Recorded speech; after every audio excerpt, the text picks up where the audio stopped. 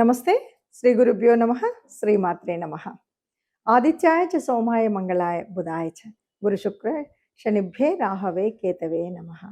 జపా కుసుమ సంకాశం కాశ్యపేయం మహాద్రుతిం తమోరిం సర్వపాపఘ్నం ప్రణతోస్మి దివాకరం. ఆదిత్యాది నవగ్రహాలకు కలుస్తూ ప్రతి మాసం చెప్పుకున్నట్టుగానే మనం ఈ మాసం గోచార ఫలితాలను తెలుసుకుందాం. మార్చి 2026 గోచార ఫలితాలు ఎలా ఉంటాయి అని తెలుసుకోవడానికి ముందు ఇక్కడ ఈ మార్చికి మాత్రం ఒక ప్రత్యేకత ఉంది. ఎందుకంటే సగం మాసం వరకు సనాతన ధర్మంలో మనం చెప్పుకున్నటువంటి మన పండగ, మన తొలి సంవత్సరాది ఏదైతే ఉందో, తొలి ఉగాది ఏదైతే ఉందో అక్కడి నుండి చెప్పుకోవాల్సినటువంటి పంచాంగం, అక్కడి నుండి వినవలసినటువంటి ఫలితాలు ఏవైతే ఉన్నాయో అది ఈ మార్చి మాసానికి వచ్చేసరికి ఒక 15 రోజుల వరకు దాదాపుగా 19వ తారీఖు ఉగాది వస్తుంది కాబట్టి అక్కడి వరకు విశ్వావసు నామ సంవత్సర ఫలితాల్లో ఉండి ఆ తర్వాత మనకి పరాభవ నామ సంవత్సరం మొదలవుతుంది. ఇది కాస్త 2 అంటే కొత్త పాత 2 సంవత్సరాలను కలుపుతూ ఉన్నటువంటి మాసంగా మనం ఈ మార్చి మాసాన్ని చెప్పుకోవచ్చు. ఇక ఈ మాసానికి కనుక గోచార ఫలితాలను తెలుసుకునేటప్పుడు అసలు గోచారంలో మనకు ఉండవలసినటువంటి గ్రహస్థితి ఈ మాసంలో మరి ఎలా ఉంది, ప్రారంభంలో ఎలా ఉంది, చివరిలో ఏదైనా మార్పు ఉందా అని కనుక చూసినట్టయితే ముందుగా ఇందులో మనకి కుంభరాశిలో మొన్నటి వరకు మనకు తెలుసు అధిక గ్రహాలు అక్కడ ఉన్నటువంటి సంగతి. 15 వరకు రవి అందులోనే ఉంటాడు, రాహు అక్కడే ఉన్నాడు, కుజుడు కూడా అక్కడ ఉన్నాడు. ఇక మీనరాశిలోకి వస్తే మరి మీనరాశిలో మనకి శుక్రుడు, శని ఇద్దరు అక్కడ ఉంటారు. మనకి గ్రహాల తేడా కూడా మనకు కనిపిస్తుంది. శుక్రగ్రహానికి వచ్చేసరికి ఆయనకు ఉచ్చస్థానమైనటువంటి స్థానంలో శుక్రుడు ఉన్నాడు.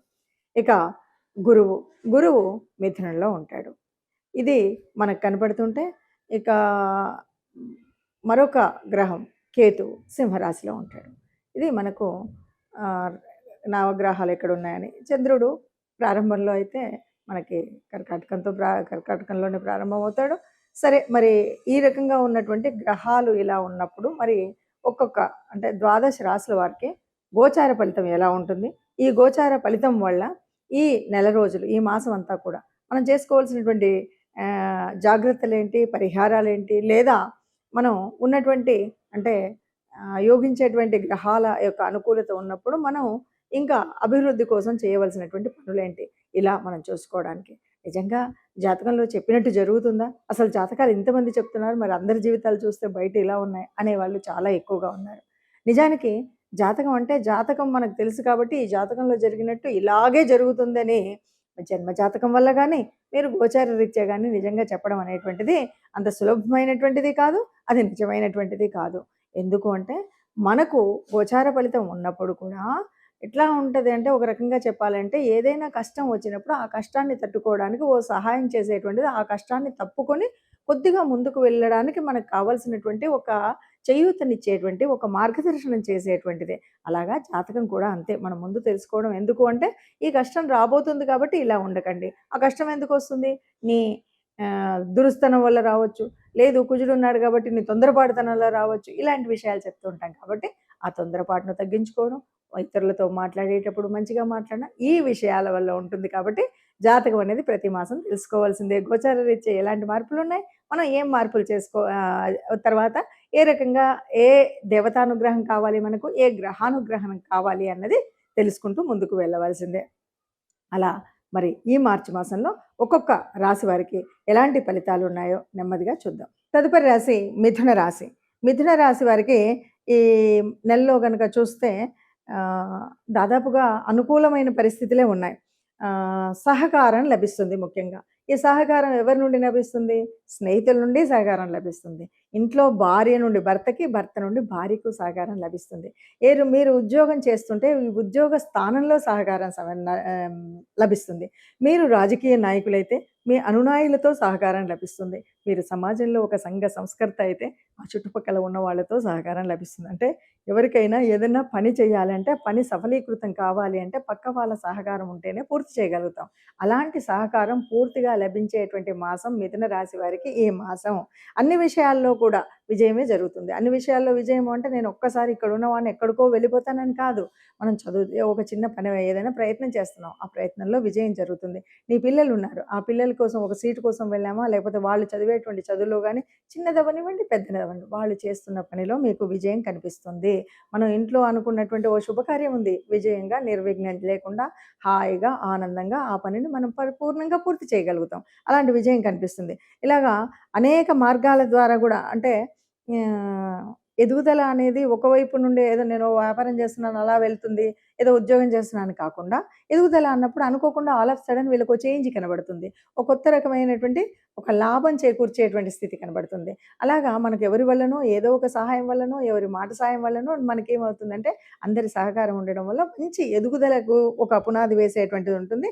అయితే ఇక్కడ బాగా గుర్తుపెట్టుకోవాల్సిందేంటంటే మనకి ఎంత డబ్బొస్తుందో, ఎంత ఆదాయం వస్తుందో అలాగే ఖర్చు కూడా అవుతుంది.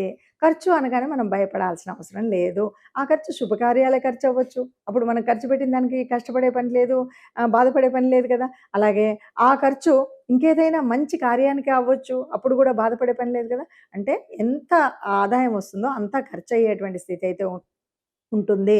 కానీ ఆ ఖర్చు మనకు పనికిరాని వాటికయినప్పుడు మనకు బాధ కలుగుతుంది. ఏది అనారోగ్యం వల్ల హాస్పిటల్ కానీ అలా కాకుండా ఒక మంచి కార్యం కోసం అయ్యేటువంటి ఖర్చు కింద లెక్క కట్టకూడదు కాబట్టి ఆదాయం ఎంతుందో ఖర్చు కూడా అలాగే వస్తుంది. ఇక నిరుద్యోగులు ఎవరైతే ఉంటో నేను ఉద్యోగం వస్తుంది అని చెప్పను. కానీ ఉన్నటువంటి గ్రహస్థితుల వల్ల కనీసం తాత్కాలికమైనటువంటి అంటే టెంపరరీ జాబ్స్ ఉంటాయి కదా! అవి తాత్కాలికమైనటువంటి జాబ్ లేదా ఒక జీవనోపాధి కలిగేటువంటి అవకాశం ఉంది. నిరుద్యోగులందరికీ కూడా తాత్కాలికంగా ఒక ప్రాతిపదికం అయితే వస్తుంది.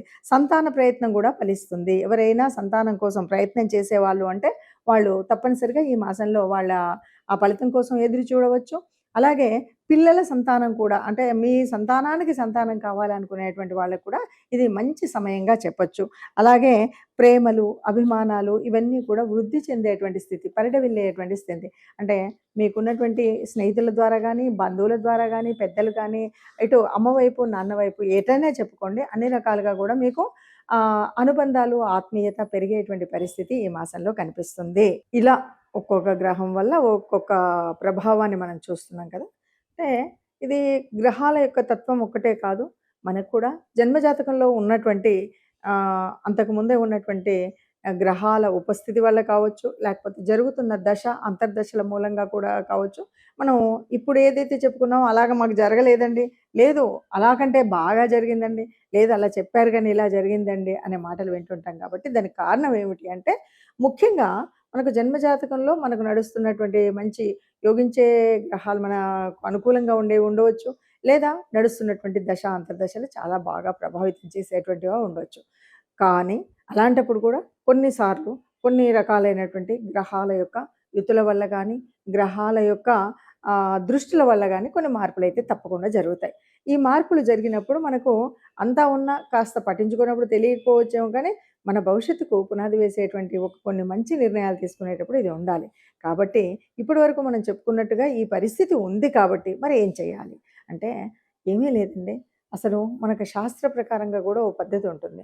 ఎప్పుడూ కూడా దేవతానుగ్రహం పొందాలి అంటే ఇష్టదేవత ఆర్ లేదు అంటే కులదేవత. ఈ మీ ఇష్టదేవతను గాని, కులదేవతను గాని ఆరాధించేటువంటి పద్ధతి ఉంటుంది. ఆరాధించే పద్ధతి అంటే ప్రతినిత్యం మనం ప్రతినిత్యం కొంతమందైతే ప్రతి క్షణం కూడా నామస్మరణ చేయడం అనేటువంటిది ఉంటుంది. అది చాలా శుభం. ఎలాంటి అవాంతరాలున్నా, ఎలాంటి కష్టాలున్నా అవి చక్కగా విడిపోతూనే ఉంటాయి. అలా కాకుండా కొన్నిసార్లు సరే మన పనులు ఒత్తిళ్ళ వల్ల గాని, సమయానుకూలంగా మనం చేయడం ఏదో దీపం పెడతాం, వెళ్ళిపోతాం అన్నప్పుడు కులదేవతను, ఇష్టదేవతను ఆరాధించేటువంటి విషయంలో చాలా వరకు పెద్దలు చెప్పినటువంటి మాట అందరికీ సమ్మతమైనటువంటి మాట ఏంటంటే, మనం ఇష్టదేవత ఆరాధన గాని, కులదేవత ఆరాధన గాని మనకు సనాతన ధర్మంలో చెప్పినట్టుగా ఒక 3 నెలలకొకసారి మనం ఆరాధన చేయడం. అంటే ఆరాధన చేయడం అంటే ఇంట్లో ప్రత్యేక పూజ చేయడం. మనం నలుగురిని పిలుచుకొని, లేదు ఒక హోమము ఇలాంటివి ఏదైనా సరే మనం లేదు ఆ పేరు మీద దానం, ధర్మం చేయడం అనేటువంటిది ఒక పద్ధతి. ఇది గనక చేసినట్టయితే ఎంత క్లిష్టతరమైనటువంటి, కష్టతరమైనటువంటి గ్రహ సంచారం ఉన్నప్పటికి కూడా ఏ కష్టం కలగకుండా ఉంటుంది. ఇక ఈ నెలకు కనుక మనం ఆలోచించినట్టయితే, ఈ నెలలో ప్రత్యేకించి మనము ఆహ్, పూజించవలసినటువంటిది, ఆరాధించవలసింది ఎవరిది అంటే, ఇది వసంత ఋతువు వస్తుంది. చైత్ర మాసంలో వచ్చేటువంటి రాబోయేటువంటి చైత్ర నవరాత్రులు వస్తున్నాయి గనక ఆ విష్ణుమూర్తి ఆరాధన లేకపోతే ప్రత్యేకించి రామనామము, రామనామ జపం. ఉట్టి శ్రీరామ రామ రామేతి అని అనుకుంటే చాలు. ఏ కష్టం ఉన్నా, ఎక్కడికి వెళ్ళాలన్నా, మనం ముఖ్యంగా ముఖ్యమైన పనులు ఏవైనా చేయాలి అనుకుని, వాటిని ప్రారంభించాలి, నాకు బాలేదు అనుకున్న వారు ఎవరైనా సరే, మీరు ఆపదామపహర్తారం దాతారాం సర్వసంపదాం లోకాభిరామం శ్రీరామం భూయో భూయో నమామ్యహం అని దండం పెట్టుకొని ప్రారంభం చేయండి. ఎలాంటి విఘ్నాలు లేకుండా ఉంటాయి. అందరూ ఆనందంగా ఈ నెలను కూడా మనం గడపొచ్చు అని చెప్పొచ్చండి. నమస్తే.